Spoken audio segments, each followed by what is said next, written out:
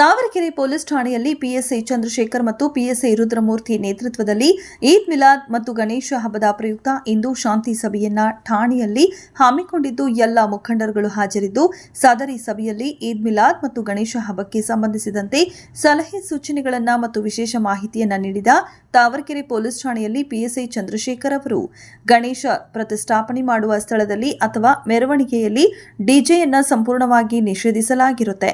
ಯಾರಾದರೂ ಡಿಜೆ ಹಾಕಿದ್ದು ಕಂಡುಬಂದರೆ ಅಂತವರ ಮೇಲೆ ಕಾನೂನಿನ ರೀತಿಯ ಕ್ರಮ ಕೈಗೊಳ್ಳಲಾಗುವುದು ಎಂದು ಎಚ್ಚರಿಕೆಯನ್ನ ನೀಡಿದರು.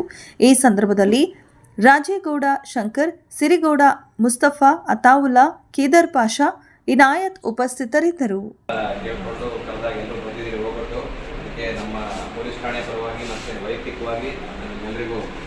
ಧನ್ಯವಾದಗಳನ್ನು ಹೇಳ್ತೀನಿ ಹಾಗೂ ಈ ಒಂದು ಕಾರ್ಯಕ್ರಮಕ್ಕೆ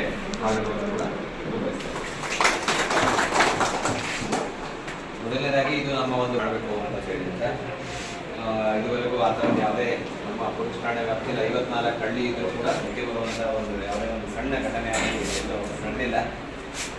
ಈಗ ಎಲ್ಲರ ಒಂದು ಏನಂದರೆ ಪ್ರತಿಯೊಬ್ಬರ ಒಂದು ಆಚಾರ ವಿಚಾರಗಳನ್ನು ಮತ್ತು ಹಬ್ಬಗಳನ್ನು ಗೌರವಿಸಬೇಕಾಗಿರೋದು ನಮ್ಮೆಲ್ಲ ಕರ್ತವ್ಯ ಅಲ್ವಾ.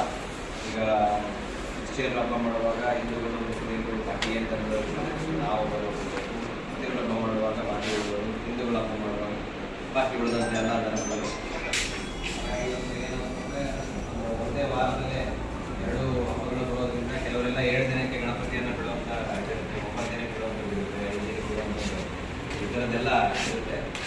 ಹಾಗಾಗಿ ಅದಿದ್ದಾಗ ನಿಮ್ಮ ಏನು ಮೆರವಣಿಗೆ ಸಮಯದಲ್ಲಿ ಏನು ನಿಮ್ಮ ಅಂದರೆ ಈಗ ಈ ತಾವರೆಕೆರೆಯಲ್ಲಿ ಅವತ್ತೇ ಈದ್ ಮಿಲಾದ್ ದಿನ ಒಂದು ಮೆರವಣಿಗೆ ಅವತ್ತೇ ಗಣಪತಿನೂ ಬಿಡೋದು ಕೂಡ ಇರುತ್ತೆ.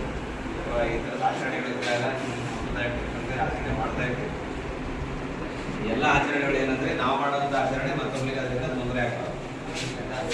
ಇದನ್ನು ಅಳವು ಮಾಡ್ತೀವಿ. ಎರಡನೇದಾಗಿ ಯಾವುದೇ ರೀತಿಯ ಏನು ಸಮಾಜದಲ್ಲಿ ಪ್ರಕ್ಷುಬ್ಧ ವಾತಾವರಣ ನಿರ್ಮಾಣ ಆಗುತ್ತೆ ಅಥವಾ ಏನೋ ಗೊಂದಲ ಉಂಟಾಗುತ್ತೆ ಆಯಿತಾ.